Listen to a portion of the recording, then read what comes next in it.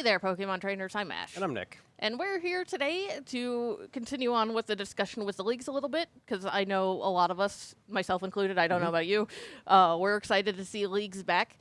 But there's also a lot of questions that have been coming up, which is, you know, what is a league? How do I play? How do I build a deck? And we're pretty much going to go at least get the basics out of the way, explain the basics of building a deck, how we go about doing it, and we're going to also...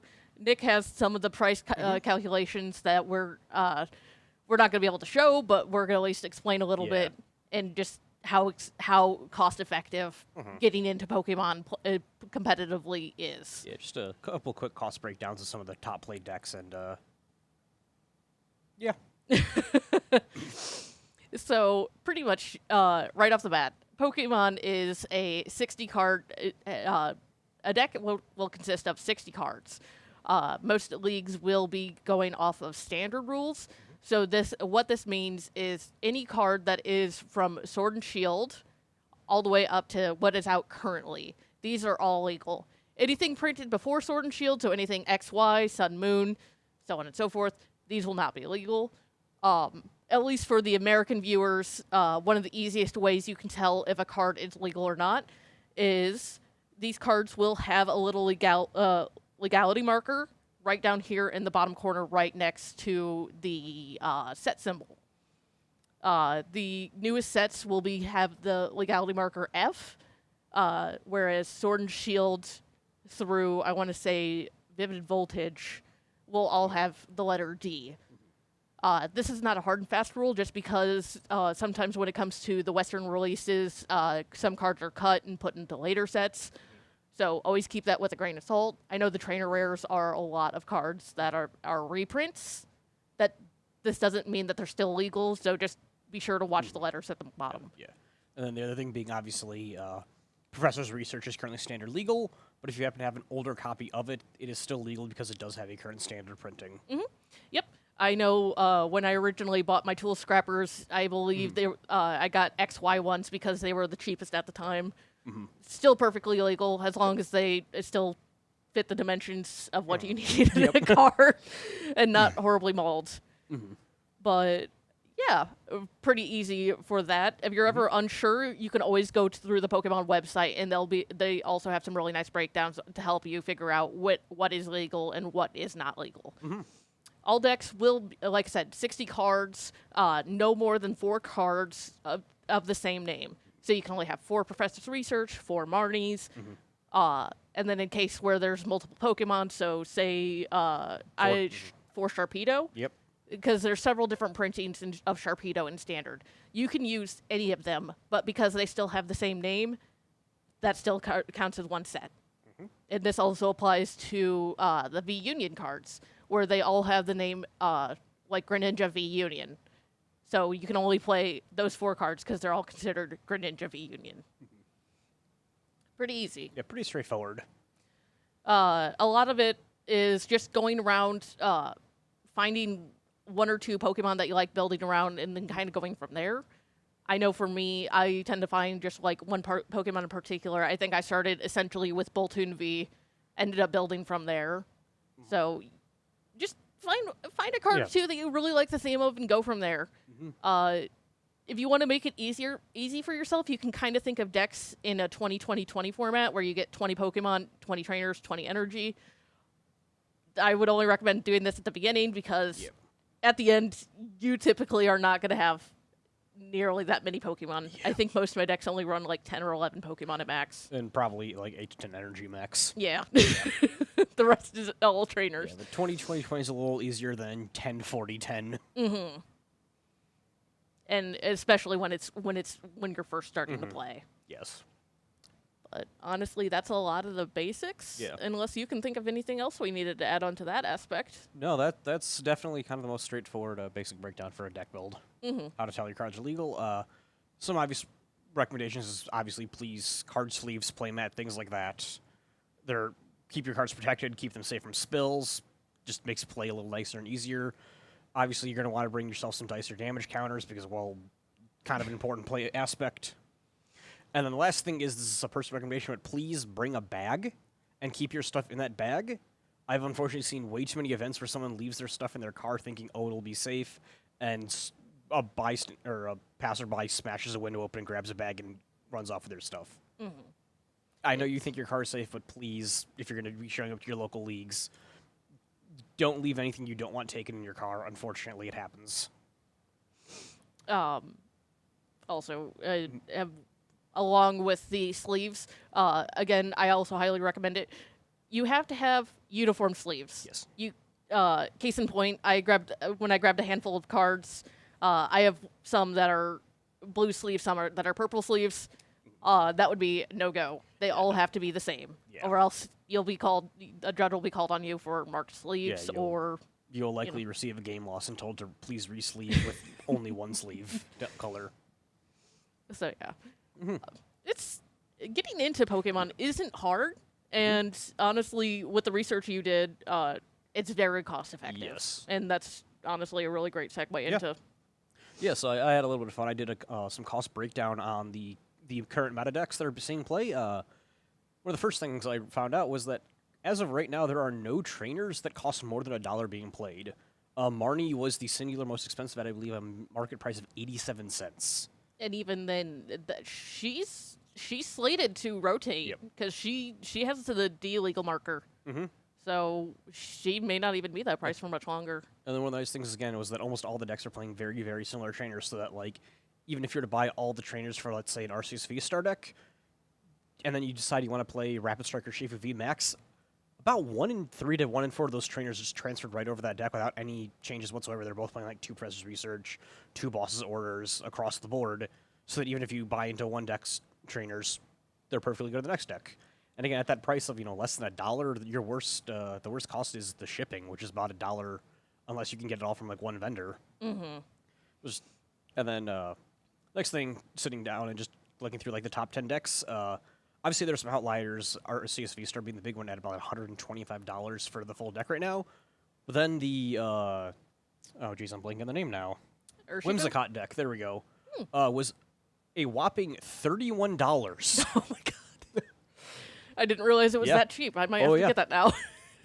The average price of the current, like, Tier 1 meta decks is about $50, again, ignoring the outlier of Arceus V-Star and recently Palkia Origin Form, also at over $100, but $30 to $50 was typically the sweet spot for almost every single meta deck I saw while looking all these prices up.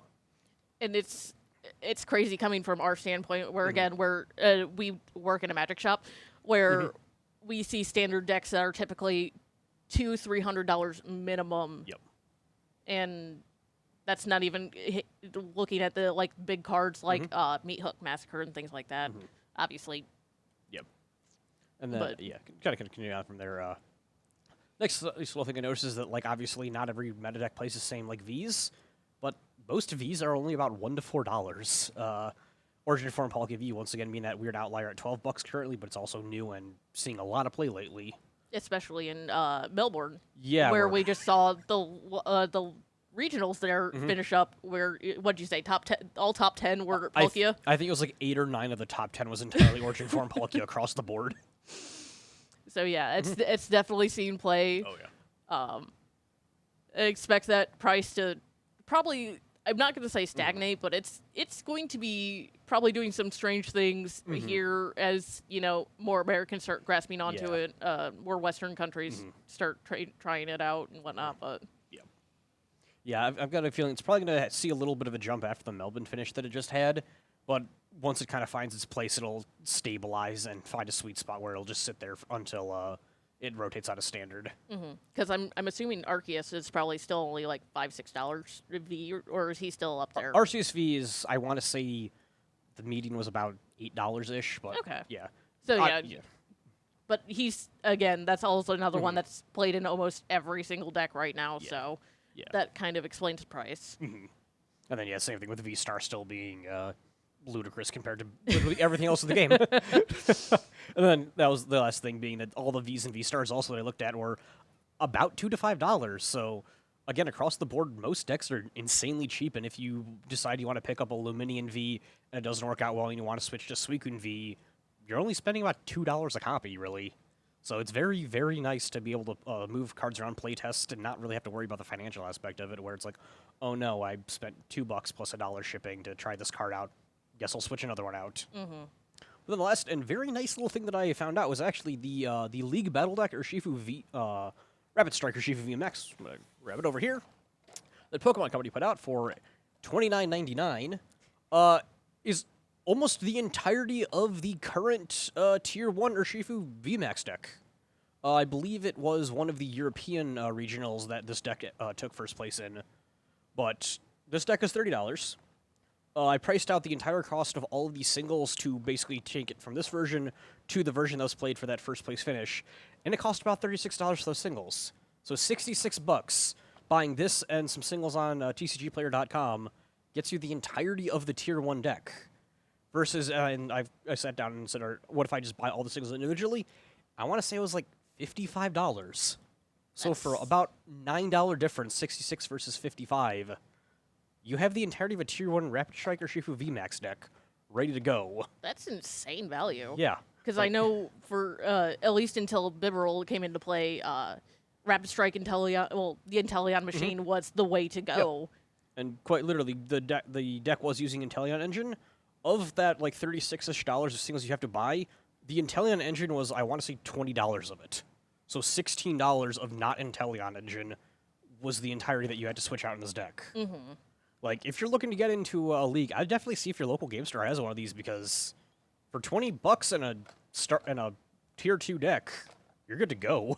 And not to knock on the single strike one either. The single strike one is also built phenomenally well. Rapid Strike just has a lot more play in competitive scene right now. Yeah, I mean, rip single strike. Major kudos to Pokemon Company, though, for that deck list, because I believe this came out well before, like, Rapid Strike Urshifu VMAX was really established, so... It was established and then fell off a little bit when Evolving Skies, and then it came back with a vengeance recently, so... That's impressive that for a $30 deck, you're basically more than halfway already to playing that Tier 1 meta deck that just recently won a regional. But, yeah. Yeah, I'm still just a little aghast, and I'm like, I was sitting here expecting to be like, oh man, this is probably going to cost like a ton of money to upgrade this deck. He's probably playing like, what, the Urshihus and Baby Trainer? Nope. Half the deck. And again, a case in point, like the majority of the trainers that you would get in that deck easily slot into pretty much any other deck you can think of. There's a few situational ones that I don't think are in that one that would only be for like specific ones, like Melanie for Ice Rider, things like that. But even then, you're looking at maybe spending $20 to get all the trainers you need. And then, like, next paycheck going and getting the Pokemon, you're pretty much set for whatever deck you want to run. Yeah, really, like, when the cost of shipping is the most prohibitive part of buying the singles for a deck, I like that. I would much rather have to go, oh man, I have to see if I can get all my singles from one vendor to get to that $25 free shipping mark than going, oh man, this one card's like $30. I don't know if I want to pick that up for my standard deck. And then have it not work. That is the worst feeling. So the fact that Pokemon is just so cost effective and just easy to get your hands on, it's created a lot of really low price ceilings for even beginners to make their like tier 1 deck. Like I love Pokemon for this.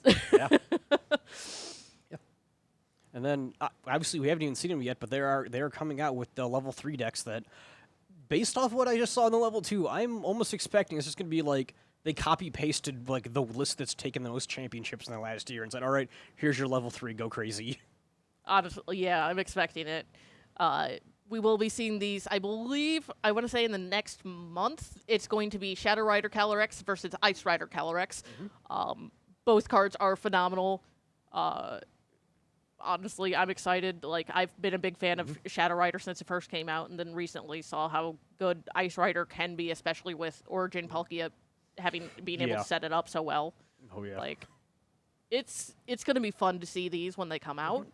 I'm excited to play them out, but honestly, I think that's I think that is the big and small of it. Yeah.